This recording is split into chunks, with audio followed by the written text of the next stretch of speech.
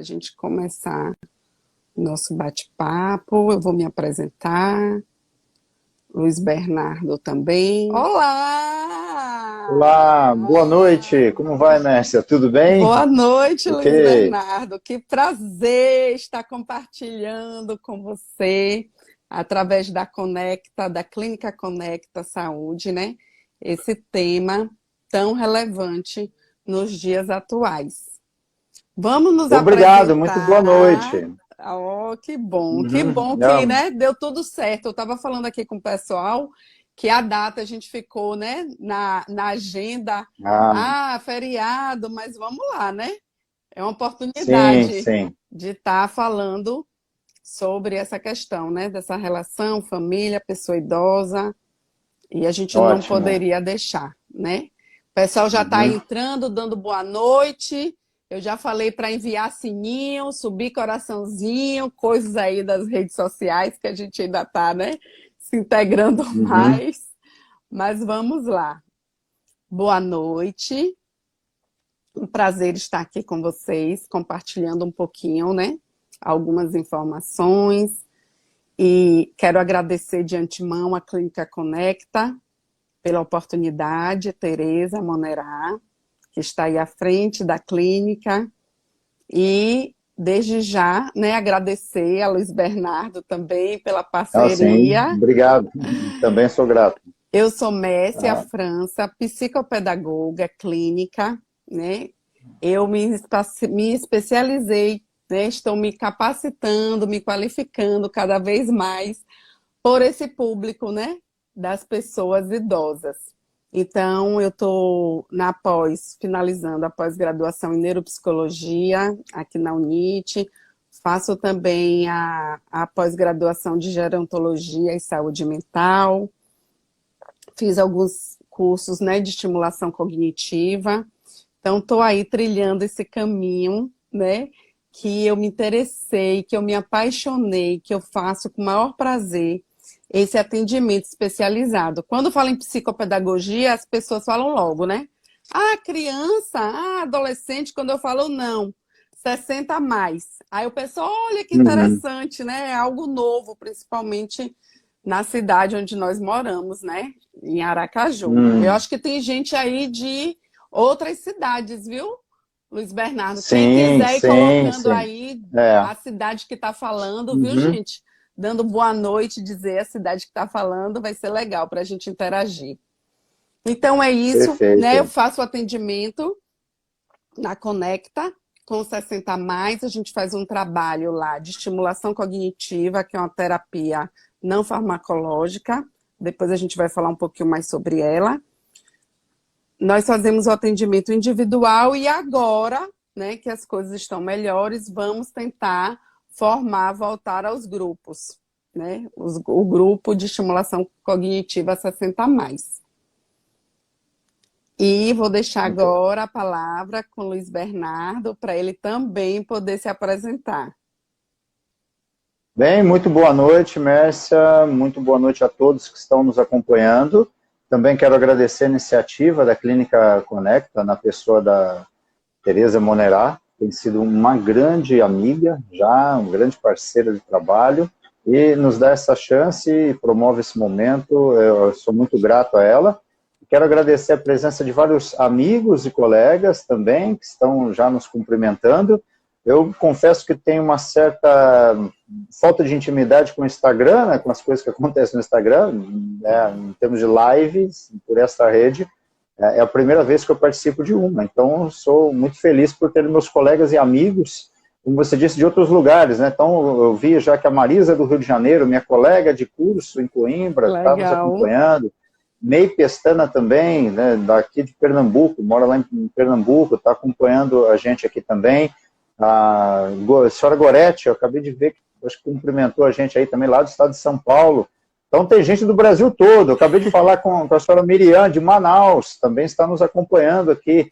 Essa semana espero encontrá-la em breve. Senhora Miriam, não, aguarde, estamos indo aí. Então quero dar muito boas-vindas a todos que estão nos prestigiando e têm interesse por esse tema, porque, pelo que vamos conversar em breve, né, Mércia, perceberemos que para pessoas próximas, queridas, que estão já, né, chegando a esta fase de desenvolvimento, e também para nós mesmos. Vamos aqui conversar e falar o quanto isso é importante para nós mesmos e também para pessoas mais jovens do que nós, Com também certeza. considerar esse assunto, não somente pela vida, né, de outros queridos próximos, mas por nós mesmos. É este o momento, não é, Mércia? Com certeza, né? Porque o que nós estamos, né, tentando falar aqui para os nossos ouvintes essa relação, né, do envelhecimento, essa questão que nos afeta ou provavelmente, né, daqui a pouco vai nos afetar. Por quê?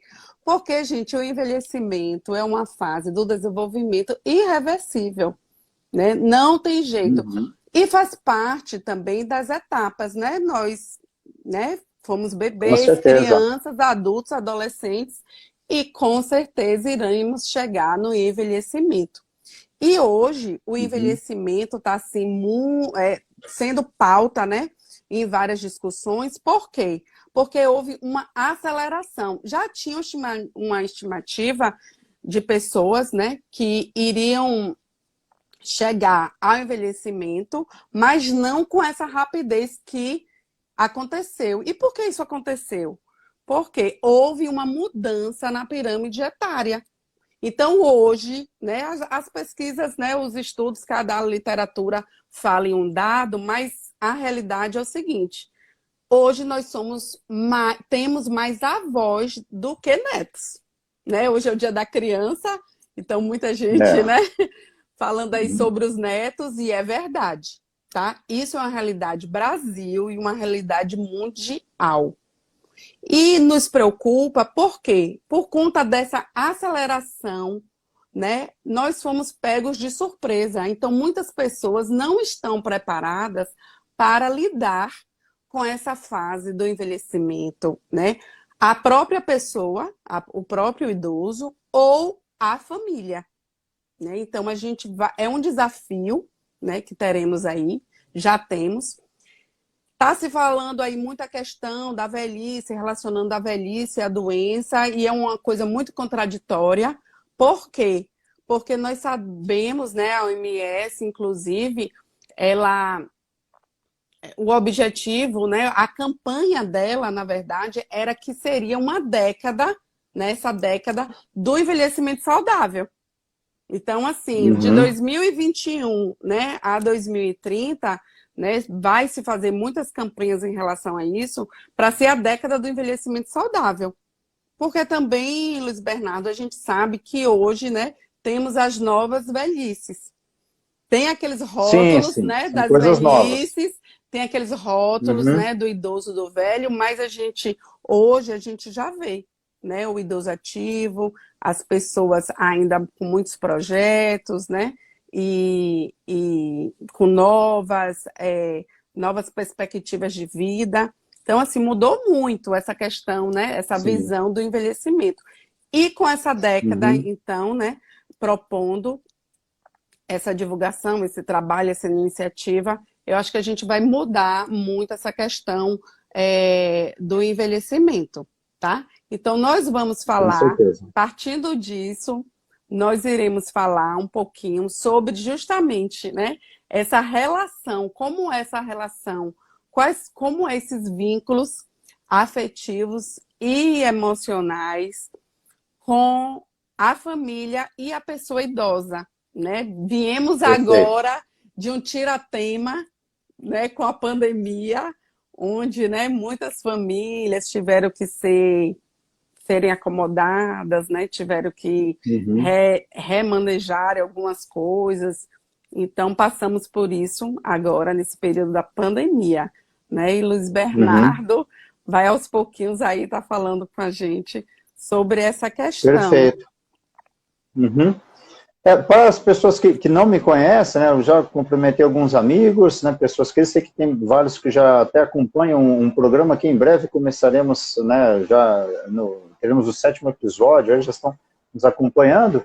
Mas para quem não me conhece, eu sou Luiz Antônio Silva Bernardo, né, e como psicólogo, né, meu CRP é 19, né, aqui de Sergipe, 004142. Eu sou natural de Campinas, estado de São Paulo, tenho 44 anos, né? Sou casado, tenho um filho, ainda na fase da infância. Então, para quem não me conhece, eu me formei no Paraná, atuei lá no estado do Paraná os primeiros anos da minha carreira profissional como psicólogo. Antes disso, fui professor de todos os níveis de educação, né? Desde a maternal, desde maternal, pré-escola, e fui professor até o ensino médio, e depois, como psicólogo, eu fiz pós-graduações, né? A primeira foi em saúde mental, com prevenção, depois foi em políticas públicas também, psicologia e políticas públicas. Meu mestrado foi pesquisando a gravidez na adolescência pela Universidade Federal de São Paulo, no campus de Santos, e aí dei aulas também, né, na graduação de psicologia, em curso de pós-graduação também. Fui para Portugal, entrei num programa de doutoramento sobre psicologia da família e intervenção familiar. Então, concluí uma especialização avançada nestas áreas, e a pesquisa de doutorado está aí, vamos, né, está por completar ainda. Então, fico feliz de vários amigos, e já tem gente da minha família chegando aí também. Que legal. Um grande abraço a todos que estão chegando, né? Então, para quem não me conhece, essa é um pouco da minha trajetória. Eu atuei com adolescentes, sempre com famílias, cada vez mais fui me interessando em aprofundar o conhecimento na área de família, porque desde a graduação, quando eu iniciei psicologia, eu também fazia um instituto bíblico, e os meus professores do instituto bíblico, dois deles, pelo menos, tinham formação como terapeutas familiares nos Estados Unidos, eram professores que vieram dos Estados Unidos, e eu tive 2 anos de aulas com eles também, e desde o início, no primeiro ano, eu aproveitei muito a influência de uma professora, hoje amiga, que já era terapeuta familiar, né, sistêmica, né, já tinha formação de muito tempo, né, na área. Então eu venho desenvolvendo cada vez mais, aprofundando nessa área minha de interesse, mas na trajetória trabalhei no serviço público, fui coordenador de CREAS, e o CREAS é o serviço que atende todo tipo de violação de direitos, inclusive de idosos, né, e pessoas com deficiência também, né, pessoas idosas e pessoas com deficiência. Então, tive uma atuação assim, durante alguns anos nessa área de violação, e na área da saúde, também, né, em unidades de saúde e CAPS, que absorve uma demanda também de pessoas idosas com problemas de saúde mental, que é recorrente, assim, aumenta com o passar da idade, né, algumas questões de saúde mental são muito importantes, e os serviços não estão ainda preparados com essas mudanças todas que você vinha conversando até agora, Mércia. Vivemos um momento interessante, que a Organização Mundial da Saúde aponta para essa intenção de que seja a década do envelhecimento saudável, porém, dependendo da região, né, do planeta, está se pensando nisso agora. Então, quem vai se beneficiar talvez dessa tomada de entendimento aí, né, de conhecimento, do que vier, serão as próximas gerações que envelhecerem. Não sei se as que já estão, né, nessa fase, né, já são pessoas idosas, vão, infelizmente, se beneficiar disso. E realmente é uma questão que, no mundo, muito interessante. O envelhecimento, aumentar a população idosa, é um reflexo de país desenvolvido. Isso é interessante. Né? No entanto, não é a nossa realidade em termos de desenvolvimento, de recursos, de preparo, de formação, de já estrutura para dar conta dessa demanda. Então, é interessante. Eu comentava agora com você que é uma preocupação lá em Portugal, também importante. Eu assisti a uma aula de uma geógrafa na Universidade de Coimbra, eu estava por lá, era a última aula dela, né, aula de jubilação, e uma importante autora do país, que produziu muito conhecimento. Ela dizia que esta era uma preocupação também em Portugal, mas o fenômeno, inclusive, não era por conta de estarem preparados para isso, de ser um país que produziu bem, a população envelheceu, porque os jovens foram embora. Então é preocupante quando um fenômeno como esse acontece, não como resultado de realmente um desenvolvimento do país, né, da qualidade de vida promovida para toda a sociedade, para toda a população, que dá condições das pessoas envelhecerem mais de maneira saudável. Então é um fenômeno diferente. Né, e o Brasil também está aumentando a população idosa, mas não necessariamente porque a qualidade de vida melhora e dá condição de viverem mais tempo. Algumas coisas precisam ser melhor estudadas para esse fenômeno no Brasil, tem suas características especiais. Né? Verdade, é. E, infelizmente é isso que aconteceu, né? Como você falou, é uma característica, né, dos países desenvolvidos, mas chegou aqui, né? Também no Brasil. Felizmente que chega, mas nós precisamos entender por que é que aumenta a nossa população. Assim, em Portugal está bem claro, é porque a população jovem tende a ir embora. Né? Assim, é interessante. Havia um presidente lá, acho que 2 mandatos atrás, falou publicamente que ele recomendava aos jovens saírem do país assim que se formassem, né? É lógico que ele foi duramente criticado, porque um líder de Estado não recomenda como política de inserção no mercado de trabalho que as pessoas vão embora. Não é isso que se faz, né? Verdade. Então, assim, ficou muito desagradável isso, mas o que eu quero dizer é, assim, felizmente, estamos vivendo mais, isso é ótimo. Agora, precisamos entender com que qualidade estamos alcançando, né, a idade avançada, chegando no estágio tardio do desenvolvimento familiar. Com que qualidade? Né, que fenômeno realmente está por trás disso? Isso é melhor entender. Cada país tem a sua realidade e a nossa é especial também. Ô Luiz Bernardo, falando nisso, nessa questão, né, da família, do desenvolvimento, né, dessa questão do envelhecimento, hoje é uma realidade, né, dentro da nossa família. Eu acho que todo mundo, né, a maioria tem um idoso, ou conhece, ou tem um parente. O que é que você pode nos falar em relação, assim, aos desafios? Quais são os desafios e tarefas, né, para a família no estágio tardio da vida? Como é que a família pode, nessa fase, desenvolver essa questão? Eu penso que um primeiro ponto de vista importante é entender como uma fase da família. Né? Não apenas de um indivíduo, né, que agora é uma pessoa idosa. Assim, é um desenvolvimento da família, entender como uma necessidade de adaptação familiar. O primeiro ponto é esse, não individualizar o desenvolvimento de uma pessoa só, né, deixar uma questão só, não. Assim, é a família, né, chegando, né, nesse estágio. Então, primeira tomada, né, interessante de compreensão do fenômeno. Alguns desafios, penso que são universais e atemporais, né, como por exemplo, o fato de que a pessoa, quando chega a se tornar idosa, ela pode ser deixada à margem e também se isolar, né, como uma resposta a essa situação, né, por conta de alguns estereótipos ou maneiras como o senso comum retrata a pessoa idosa. Né? É comum vermos assim, na mídia, por exemplo, a figura da pessoa idosa sem família, ou distante da família, ou que foge da família, não tem um convívio com a família. Esse estereótipo, né, muito divulgado, né, nas décadas anteriores, principalmente, hoje, ainda bem, tem mudado com filmes, propagandas e algumas outras formas de comunicação. É muito importante essa mudança. Né? Porém, ainda, né, se guarda essa imagem e a pessoa idosa pode procurar o isolamento para resolver esse problema de distanciamento, que seria ainda pior. Né? Então, e aí se posicionando com aquelas clássicas críticas, né, em relação a valores, costumes atuais, a questões legais, culturais, né? Aquela célebre posição, aquela posição comum, né? A geração de hoje, né, tá desse jeito, tá pior, né? Ou na minha época, né? Na minha época as coisas eram melhores, eram mais seguras. Essa visão, né, reforça esse isolamento, esse distanciamento, né, e dificulta, né, a aproximação das gerações mais jovens.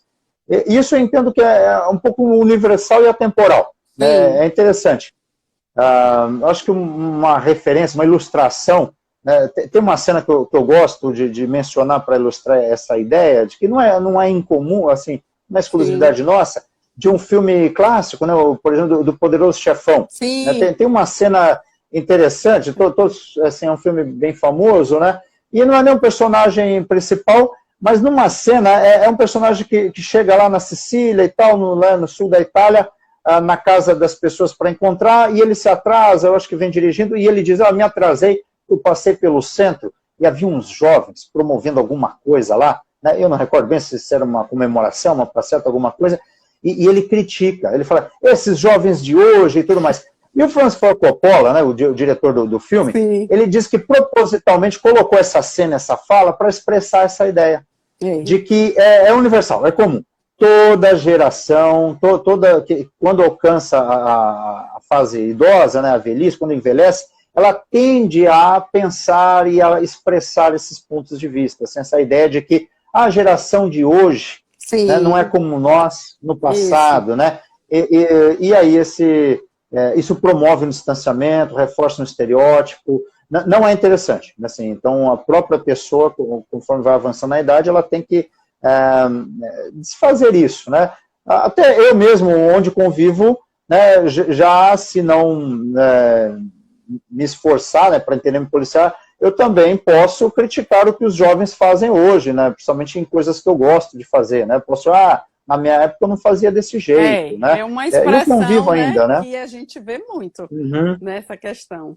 Então não é interessante. Então seria um dos aspectos, porque para prevenir tudo isso, né, a pessoa ela tem um desafio importante, né, uma necessidade no seu próprio desenvolvimento, que é realizar uma mudança no ciclo vital, né? Então, por isso é importante pensar não só como sendo da pessoa que é idosa, mas da família. A família vai precisar renegociar suas relações. Exatamente. Então, os padrões de interação familiar precisam ser mudados. Isso. E isso, assim, é desafiador, porque a pessoa, nessa fase, né, avançada, até, se considerarmos as primeiras ideias de desenvolvimento de ciclo vital, um pouco mais individual, Erik Erikson, né, um teórico, né, ele coloca como importante tarefa desenvolvimental nessa fase, que é a desenvolvimento da integridade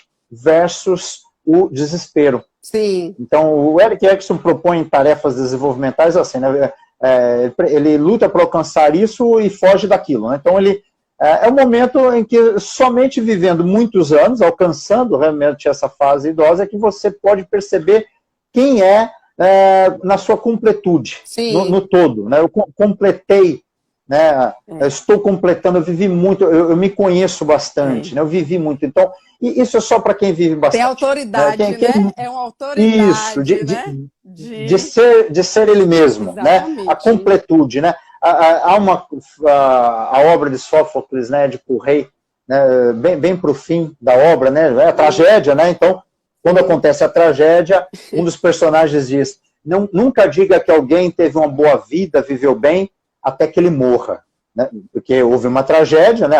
É uma tragédia grega, né? Sim. Então, assim, parece que ele tinha sido uma pessoa muito bem-sucedida até certo instante, mas houve uma tragédia. Então, é interessante perceber que é só mesmo, né, no fim da vida que você entende quem você é na plenitude, né, versus o desespero. Se você não alcança essa busca, pode trazer um senso de desespero, né? Para que eu vivi, o que eu sou, o que dá tempo de fazer, né? Essa angústia. Sim. Né? O que eu realizei, como eu me relaciono, como as pessoas me reconhecem, que respeito eu tenho ou não. Então, se fica inseguro, né, esse senso de integridade pode levar a desespero, problemas de saúde mental, agravamentos, riscos maiores. Essa questão, né, Luiz Bernardo, da velhice estar relacionada assim ao fim, né? Porque antes, assim, há anos atrás, né, nos séculos passados, as pessoas elas morriam muito cedo, né? Com 30 e poucos anos, 40. Então, assim, hoje, né, a expectativa de vida aqui, acho que já está 72, 75, tem gente que já se fala em 80 anos, né? E a tendência é aumentar, né? Já temos vários centenários, já, né, uma realidade. Então, assim, as pessoas relacionavam, né, a velhice logo no envelhecimento à morte. E hoje a gente sabe que você vai ter uma expectativa de vida maior, né, que a fase maior do ser humano é a fase do envelhecimento. Então, você pode estar, sim, aproveitando, né, aquela questão dar mais vida aos anos, né? Sim, sim. Se bem resolvidas essas tarefas, muitas coisas vão se perdendo, isso é óbvio, né? Temos que entender esse processo, mas há muitos ganhos, assim, até mesmo qualidade de relacionamento conjugal, quando os filhos são bem lançados para a vida adulta, tem uma melhora, assim, As evidências de estudos mostram isso. Para aqueles que se mantêm casados e lançam bem os filhos para a vida adulta, há ganhos nessa área. Mudanças de papéis, tanto familiares, né, ganhos no sentido de assumir, ser avô e avó, por exemplo, é uma experiência única, né, que só quem chegar a ter esse privilégio, né, vai poder rever muito do que foi ser pai e mãe em outras fases, o papel do homem mesmo em casa, né, e se ele lida bem com os seus desafios desenvolvimentais aí nesse período, ele vai ter ganho, vai descobrir coisas muito importantes. E, por outro lado, é lógico, há perdas e possíveis consequências que vão exigir a adaptação da família para o cuidado. E aí eu gostaria de saber de você, Mércia, como é que pensando assim, né, na qualidade de vida da pessoa idosa, né, a definição do que seria cuidar, sim, né, porque como, né, colocamos desde o início, um fenômeno, na realidade, para a família, né, não é só para o indivíduo que alcança a fase idosa. Então, como é que poderíamos definir esse cuidar, pensando na qualidade de vida, né, nesta fase, Mércia? No caso, assim, né, invertendo, né? Porque hoje os avós estão cuidando muito, né, ainda, da família também. E dos netos, né? Tem muito isso.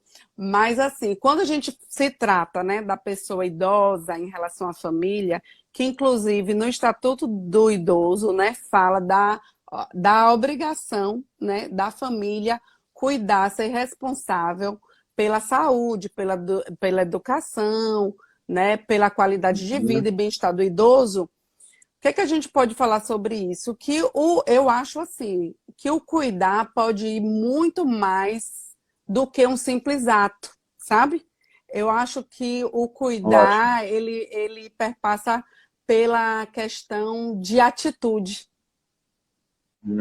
sabe? Então, assim, você tem que ter, né, aquele zelo, né, aquele cuidado, aquele vínculo emocional que você tem, aquele afeto, né? Porque as pessoas, elas viveram muito, gente, elas têm muita experiência, né? Então, assim, a gente tem que ter o respeito, né, pela pessoa idosa.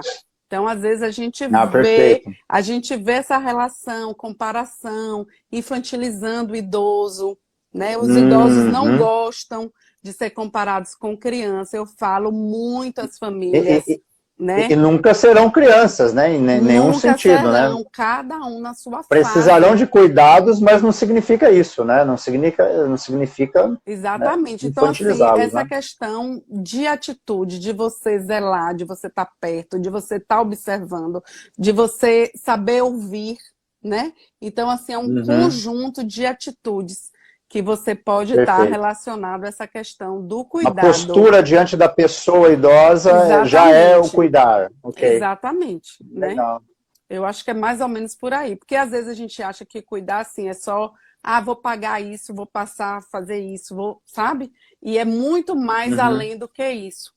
Então, a gente tem que ter muito cuidado nessa questão, né? Que você falou aí do isolamento, né? Que teve que ser, que às vezes o próprio idoso faz. A gente tem que ter muito assim, o isolamento social é uma coisa, o isolamento emocional é outra. Né? Então é isso, às vezes o idoso se isola, né, por questões de falta de acesso à família, né, essa divergência, né, de criações, de opiniões. Então eu acho que é isso mesmo que você falou, a família ela tem que se remodular, né, que eu falo. A pessoa de 80, 70 anos viveu a vida toda assim. Como é que agora, né, é difícil ela tentar mudar, se moldar ao neto, né, ao filho, ser inserido. Então, eu acho que as famílias elas têm que ter muita acessibilidade, muito cuidado nesse sentido, né, de tentar conduzir de uma forma afetiva essa questão. Eu acho que por aí dá tudo mais certo, né? E o objetivo é o mesmo, é a qualidade de vida e o bem-estar, né? Da pessoa idosa. Porque, assim, essa questão da qualidade de vida, do envelhecimento saudável, a gente sabe que está, né, uma questão muito em evidência, mas também a gente pode se preparar para isso, né? A gente pode estar se Ok, com preparando certeza. para esse envelhecimento saudável. E de que forma você acha, Luiz Bernardo, que a gente pode estar conduzindo esse caminho aí de uma, né, Ah, de uma forma leve, prazerosa, para a gente alcançar esse envelhecimento saudável? Perfeito. No que você acabou de dizer mesmo, Messa, já nos dá uma ideia, né, que é a necessidade de, você usou a expressão remodelar, né, reformular, reestruturar ou renegociar relacionamentos. Então, esse ponto, a partir daí, eu gostaria de enfatizar, já que nós estamos aqui para falar sobre essa relação social, né, emocional Sim, com a família, o contexto familiar. Uma das maneiras importantes é que a pessoa, então assim, hoje, né, esse tema é importante para nós, na idade que temos, né? Então assim, sim, o envelhecer é agora, né? Não pense que, quando eu vou pensar nessa situação, quando eu tiver lá 80 anos, quando tiver passado, não é. Então, o primeiro passo, obviamente, é se preparar antes. E o que acontece antes? Antes, né, enquanto eu ainda sou mais jovem, sim, adulto, na meia idade, sou eu o executor da família, sou eu que tenho a responsabilidade de nutrir, criar né, e ensinar os mais jovens. Então, já desde dessas outras fases do ciclo desenvolvimental da família, onde a pessoa que agora é idosa ocupou a posição executora da família, já pode muito trabalhar estas habilidades de adaptação, de sim, reorganização, de renegociação das relações, porque desde o casamento, né, o casamento seria a segunda transição do ciclo de desenvolvimento de uma família, né? Tornar-se adulto já é uma delas. Então, tornar-se adulto já está se preparando para ser idoso um sim, dia. Né? O casamento, que exige uma talvez primeira negociação, mas já do relacionamento conjugal, depois nascem os filhos, tem outras adaptações, os filhos crescem, tornam adolescentes, tem outras, os filhos vão sair de casa, outra reestruturação dos padrões de interação familiar.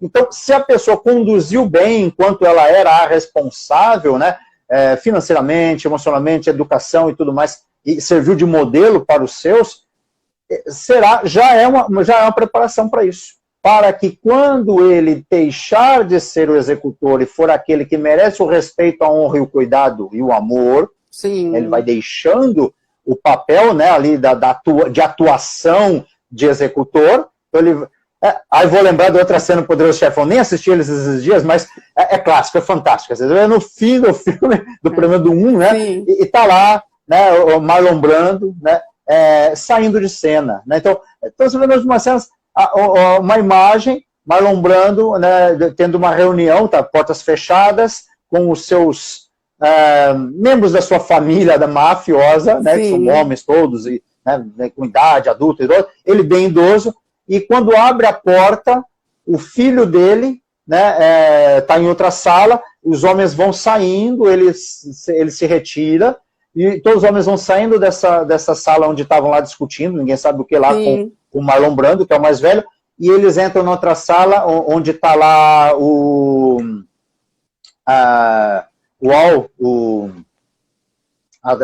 Al Pacino, né, que faz o sim, papel do filho do Marlon Brando, e todos cumprimentam o Al Pacino com um beijo na mão, né, num gesto de que ali está sendo transferido o poder familiar, né? Ali, sim, naquela cena, naquela discussão e tal.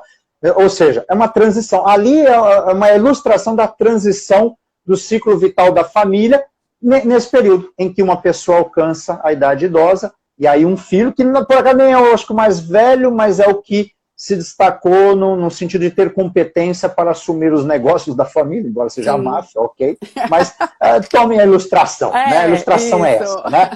Uma coisa importante para a prática para o Brasil, assim, consideremos que 96% das empresas no Brasil são familiares. Sim, Tá? Olha que interessante, a economia brasileira ela está fundamentada em relações familiares. isso. E muitas, Seja empresas grandes ou pequenas, tanto faz. e muitas pessoas que estão à frente, diretores, presidentes, são mais 60 a mais, Mais de 60 anos. Então, né? E vão ficar trabalhando há mais tempo. Veja que eles têm um tempo interessante para preparar essa transição, mas ela é necessária. Então, e outro dado mais agradável sobre a economia, as empresas, o caralho da economia brasileira, é que 60% dessas empresas elas não sobrevivem à próxima geração. Assim, não há uma boa transição nos negócios familiares. Né? E já dá uma dica para a gente. Não, assim, lógico, a próxima geração tem direito de seguir suas carreiras, seguir seus negócios, os filhos vão lá, né, com o sucesso da empresa do pai, vão se formar, ter suas profissões, seguir seus interesses, vão ser outras coisas que eles quiserem. Mas também há aquelas empresas que vão falir na transição do ciclo vital da família. Elas falham, elas deixam de existir. Isso não é legal para um país, né, que não vai ter aquelas empresas fortes, tradicionais, que se aperfeiçoam cada vez mais e oferecer produtos, serviços e negócios com muita qualidade, experiência, né? Veja como é interessante pensar no impacto todo econômico e social, né, no nosso país.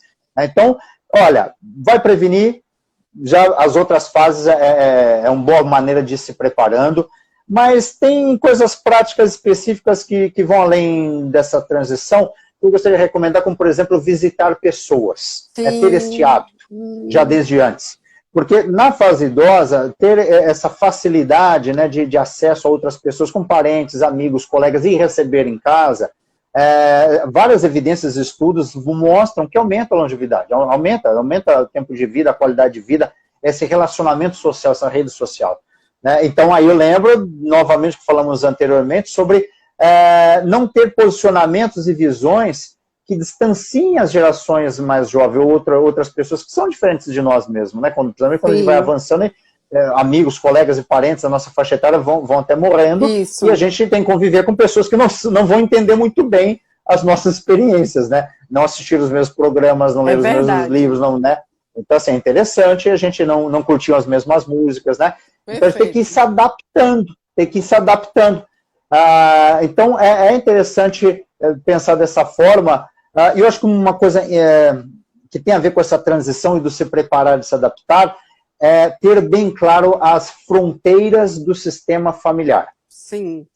É muito importante. Isso é um conceito de relação familiar, porque avô é avô, filho é filho, neto é neto, pai é pai, mãe é mãe, marido é marido, né? Então, assim, tio é tio, irmão é irmão, esposa. Tem que ter isso muito bem claro durante todo o ciclo vital, porque na renegociação, na readaptação, as fronteiras elas devem ser permeáveis de quem é quem, em que setor entra, como age. Um avô é importante, né, na educação dos netos? Sim, mas não é ele que substitui. Com certeza. Assim, o casamento dos pais pode ser um exemplo ou não para o casamento dos mais jovens, mas não significa que a sogra vai lá entrar na relação vai se intrometer na relação do filho lá e da nora, nem a mãe, isso não é saudável. Há triangulações perversas, e essa é a expressão técnica, que podem acontecer e causar danos para gerações futuras. É um risco muito grande, é um perigo muito grande,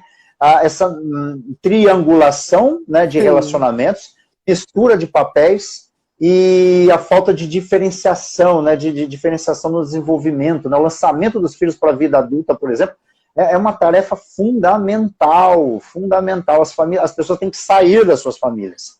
Tem que sair. Nunca um rompimento total, que seria patológico, mas também tem que evitar esse emaranhamento das famílias. Isso causa um prejuízo no desenvolvimento importante. E hoje, né, Luiz Bernardo, a gente vê muito essa questão, né, por conta da rotina, né, da falta de presença dos pais, por conta de trabalhos.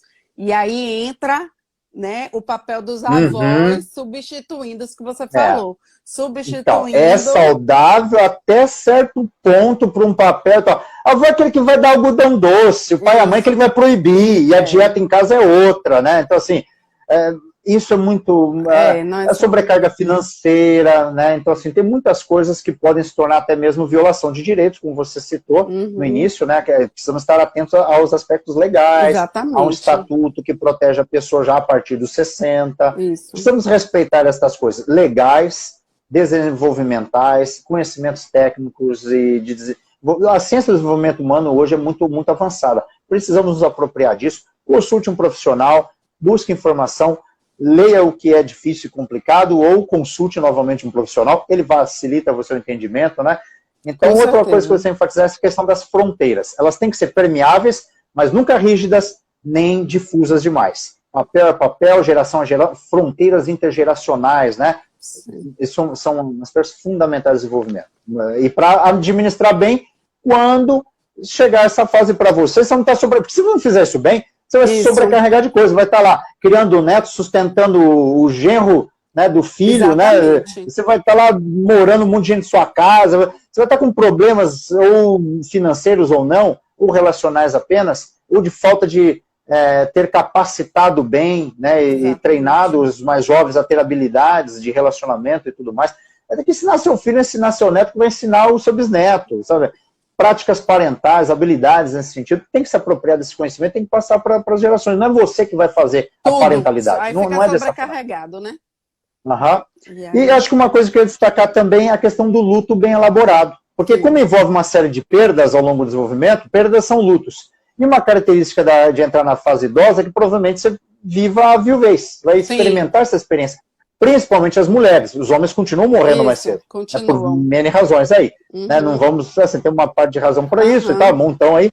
Mas é uma coisa a se considerar. sim. Lutos mal resolvidos vão causar estragos de sobrecarga no desenvolvimento, depressões, problemas de ansiedade, problemas de saúde mental que podem potencializar risco de suicídio também na fase idosa e outros Muito transtornos mentais. Então, acontece. treinar as tarefas do luto já seria uma boa competência a desenvolver ao longo da vida para quando chegar na fase idosa não enroscar também nisso.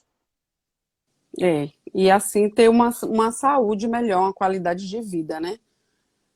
Chegar Nesse preparado lá, caminho do, né? do envelhecimento saudável. Exatamente. E aí eu fico pensando também, Mércia, assim, o que seria possível no caso de específico das competências do próprio indivíduo que envelhece, né? Se a saúde mental seria assim, um dos pilares, né, para que a pessoa chegue a um envelhecimento saudável, como que aí no seu trabalho prático do dia a dia aí a estimulação cognitiva poderia ser inserida já na rotina, né, das pessoas nesse processo mesmo do desenvolvimento dela, do envelhecimento, porque Sim. prevenção, né? Prevenção e promoção Exatamente. aí, reparo de alguma coisa. Como seria possível isso? Então, é isso, né? Essa questão familiar, né? Essa relação do idoso, né? Ser inserido dentro da família, né? A gente tem que ter também esse movimento, né? Para evitar justamente esse isolamento social.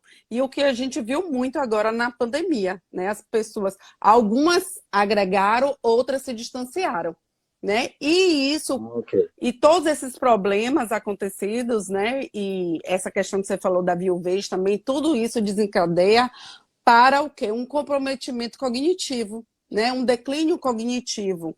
Então, para a gente preservar, para a gente dar uma manutenção ao nosso cérebro, a gente pode estar utilizando da estimulação cognitiva, né? Para a gente estar estimulando todas as nossas funções. As pessoas falam só da memória, mas não, as funções cognitivas, elas são bem maiores do que só a memória, né? Tem a atenção, né? Tem a linguagem, Ótimo. tem a visopercepção, a visoconstrutora, tem as funções executivas, né? Que é o que? A tomada de decisão, planejamento, Ótimo. controle inibitório.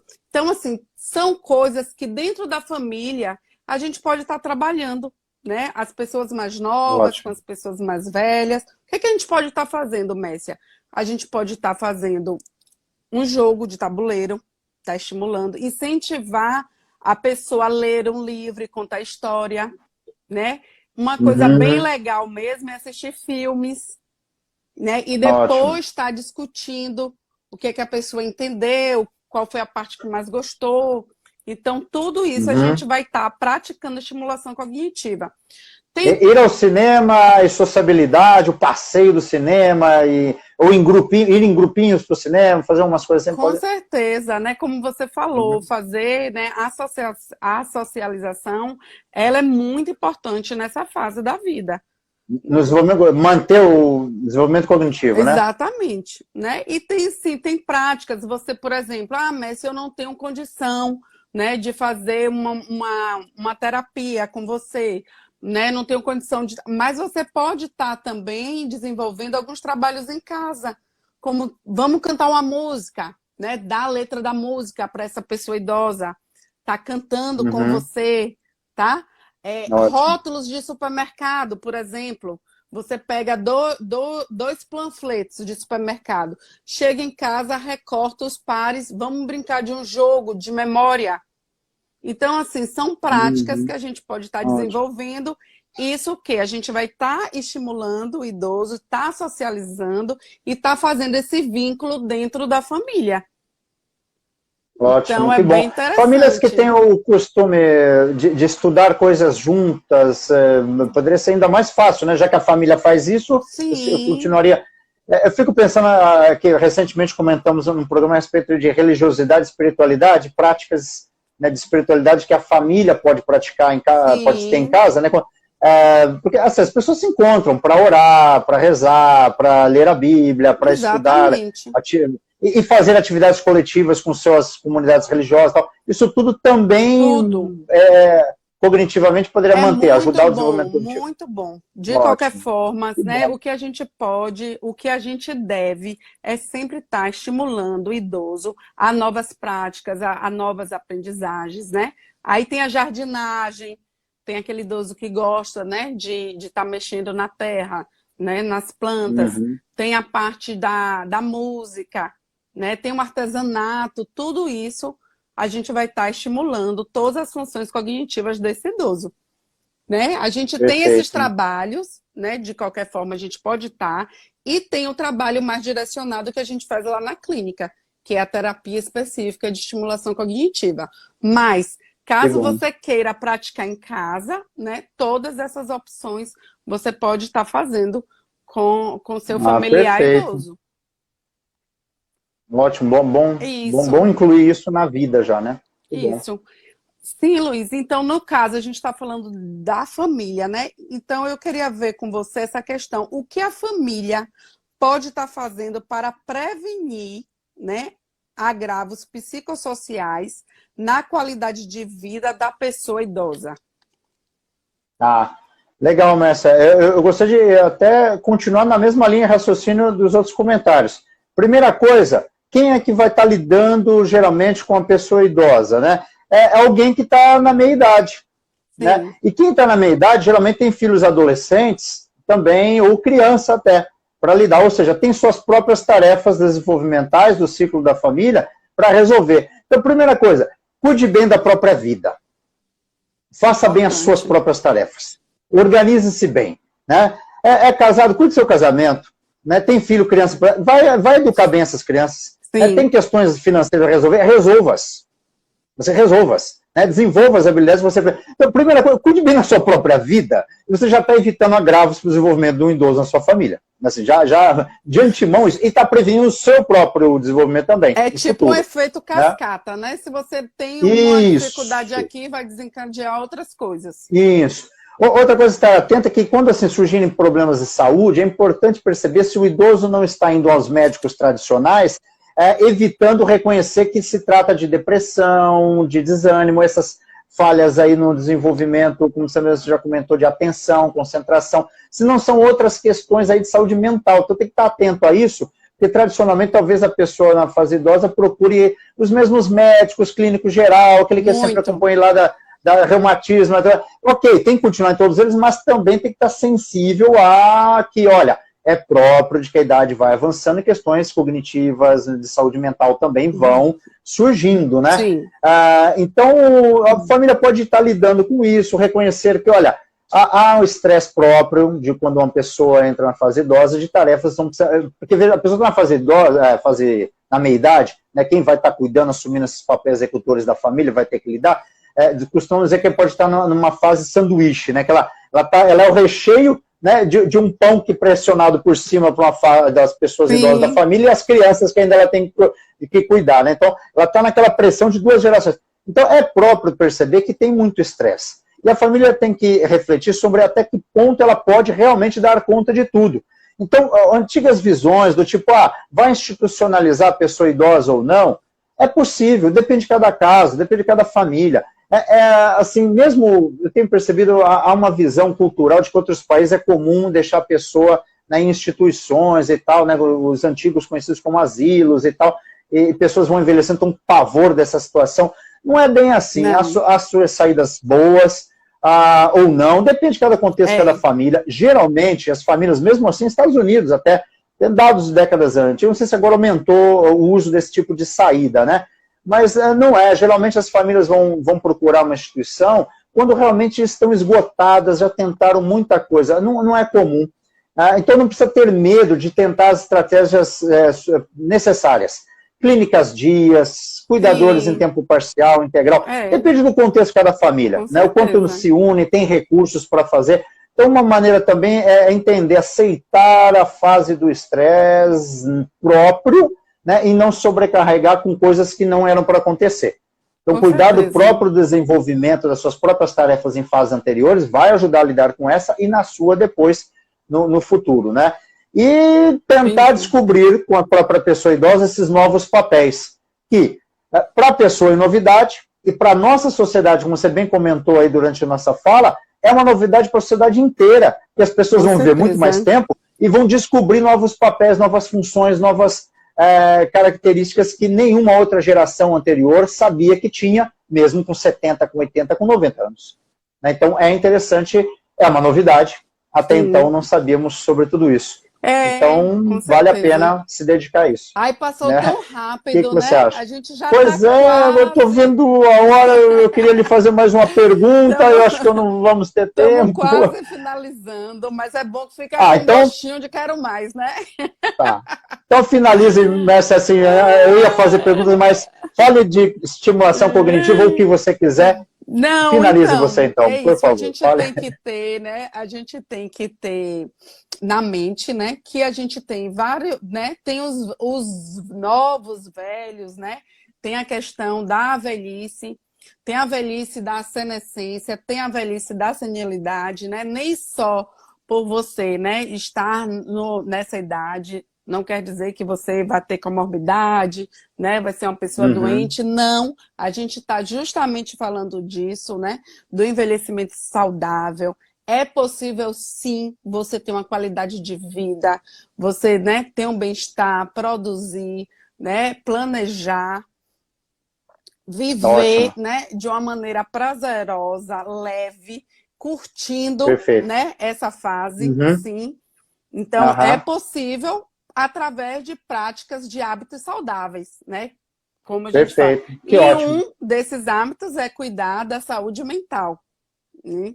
Então, ter esse papel, né, dentro da família, como você falou, essa questão da hierarquia, do respeito, né, da sua importância, né, resolver todas essas questões é um dos benefícios, né, de você chegar lá com envelhecimento saudável. Diga. Perfeito. Se eu posso concluir com uma recomendação, eu só quero mostrar a imagem e falar, olha, leia Viva Bem a Velhice, do Skinner. É um clássico, antigo, já muito...